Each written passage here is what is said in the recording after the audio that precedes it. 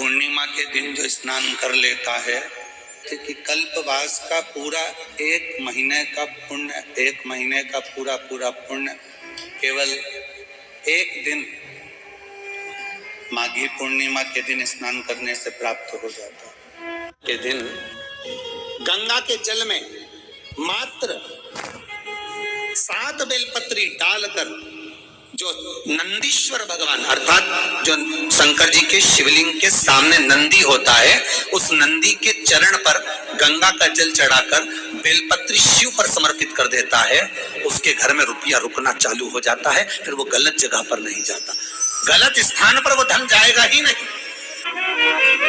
कई लोग इसको धन के लिए भी करते हैं, संपदा के लिए। संपदा के लिए अर्थात जिसका व्यापार नहीं चलता, जिसके घर में पैसा नहीं आता, या नौकरी नहीं लग रही, या सर्विस नहीं लग रही, आप अप्लाई कर रहे हो, जगह जगह जाकर इंटरव्यू भी दे रहे हो और पैसा नहीं आ, तो उसके लिए भी प्रयास किया जाए। के दिन अगर आप शंकर भगवान को एक लोटा पानी अगर शिव को समर्पित कर रहे हो, श्वेत पुष्प को रखकर शंकर जी के ऊपर सफेद फूल को चढ़ाकर अगर एक लोटा जल भी, एक पात्र जल भी शंकर को समर्पित कर रहे हो, तो ये लक्ष्मी के लिए ही तो कर रहे हो।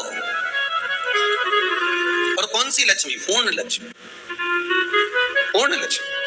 आपको पहले भी कथा में कहा, एक वर्ष काल के समय 4:30 बजे से 6 बजे के बीच में एक लोटा पानी, उसमें 5 बेलपत्र रखकर, एक कमलगट्टा डालकर भगवान चंद्रेश्वर महादेव के नाम से भगवान शंकर को चढ़ा दीजिए। आपकी जो कामना हो वो कामना कर कर चढ़ा, विनती करें चंद्रेश्वर महादेव। नंदी होता है, उस नंदी के चरण पर गंगा का जल चढ़ाकर बेलपत्री शिव पर समर्पित कर देता है, उसके घर में रुपया रुकना चालू हो जाता है। फिर वो गलत जगह पर नहीं जाता, गलत स्थान पर वो धन जाएगा ही नहीं।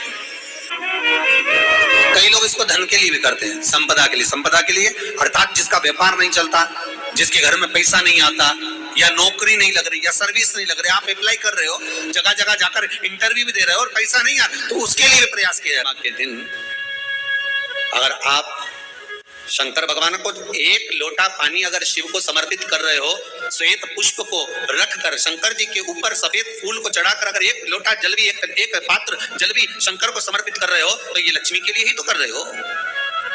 दुनिया ने बहुत तेज स्वर में कह दिया था, नारायण। दुनिया के लोग आपका नाम जपते हैं, दुनिया के लोग नारायण नारायण करते हैं, दुनिया के लोग आपका भजन करते हैं, और सत्य मायने में कहूं ना तो मेरे बिना दुनिया के लोगों की नहीं चल सकती, मेरे बिना दुनिया नहीं चल सकती, संसार मेरे बिना नहीं चल सकता। भगवान विष्णु ने कहा ये तो गलत है लक्ष्मी आपका कहना। एक दिन लक्ष्मी को अहंकार आ गया, अहंकार के संबोधन जब माता लक्ष्मी करने लगी तो भगवान, उसी समय पर भगवान विष्णु को क्रोध आ गया और भगवान विष्णु ने कह दिया, लक्ष्मी तू इतनी बड़ी बड़ी बात कहती है कि तेरे बिना नहीं रह सकती संसार। मैं तुझे कहता हूं लक्ष्मी तू अपूर्ण है, तू अपूर्ण है, तू पूर्ण कब हो गई?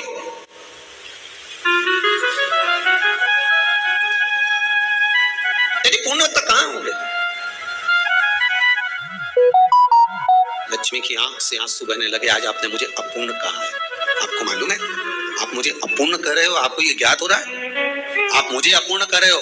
भगवान कहते हैं हाँ लक्ष्मी मैंने तुझे अपूर्ण कहा है। अपूर्णता का मतलब आप जानते हो ना? भगवान कहते हैं लक्ष्मी मैं सब जानता हूँ। लक्ष्मी रोती हुई माता सरस्वती के पास पहुंच गई। सरस्वती ने पूछा क्या बात है लक्ष्मी, क्यों रो रही हो? लक्ष्मी जी ने कहा क्या बताऊं सखी, मेरे पति ने आज मुझे अपूर्ण कर दिया है। तो क्यों रो रही है तू? अपूर्ण अगर कह दिया, पति ने ही तो कहा है ना, तो क्यों रोना? चल मेरे साथ में। और सरस्वती मैया माता लक्ष्मी को लेकर सीधे पहुंच गई माता पार्वती के यहाँ। माता पार्वती के यहाँ जब पहुंची, माता पार्वती ने लक्ष्मी जी को देखा और सरस्वती को देखा तो पूछा कि बात क्या है, क्या हो गया ऐसा, क्या हुआ, क्या है ऐसा जो तुम दोनों आज मेरे पास में आई? क्या हुआ? पार्वती जी कुछ बोलती, शिव जी का ध्यान माता सरस्वती की ओर और लक्ष्मी की ओर गया और भगवान शंकर जान गए कि आज भगवान नारायण ने लक्ष्मी जी को अपूर्ण कहा है। अब देखिए माता पार्वती क्या कर सकती है, इसको पूर्ण बनाने के लिए करेगी क्या? क्या हुआ? माता सरस्वती जी बोली लक्ष्मी को अपूर्ण कर दिया। अपूर्ण कर दिया? हाँ, तो क्या सोचना उसके लिए, इसको मैं अभी पूर्ण बना देती। माता जगतजननी पार्वती ने गोदी में विराजमान गणेश जी को उठाया और उठाकर लक्ष्मी जी की गोद में दे दिया। ले लक्ष्मी आज से तू पूर्ण हो गई, लक्ष्मी आज से तू पूर्ण है।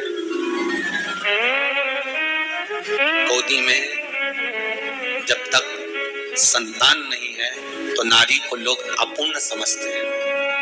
और माता पार्वती जी ने संपूर्ण ब्रह्मांड में एक सिद्धता प्रदान कर दी कि अपने गोदी के लाल को, अपने गोदी के पुत्र को माता ने लक्ष्मी की गोद में देकर लक्ष्मी को पूर्ण बना दिया। वो दिन कौन सा था? पूर्णिमा का दिन, लक्ष्मी को पूर्ण करने का दिन। पूर्ण कर, केवल अमृत ही नहीं बरसता, पूर्णिमा के दिन लक्ष्मी भी बरसती है। पूर्णिमा के कितने व्रत होते हैं?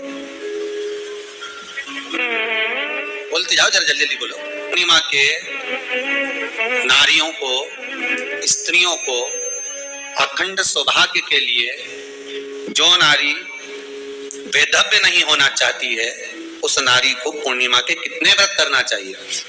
जिस नारी के यहाँ संतान नहीं हो, औलाद नहीं हो, उसको पूर्णिमा के कितने व्रत करना चाहिए?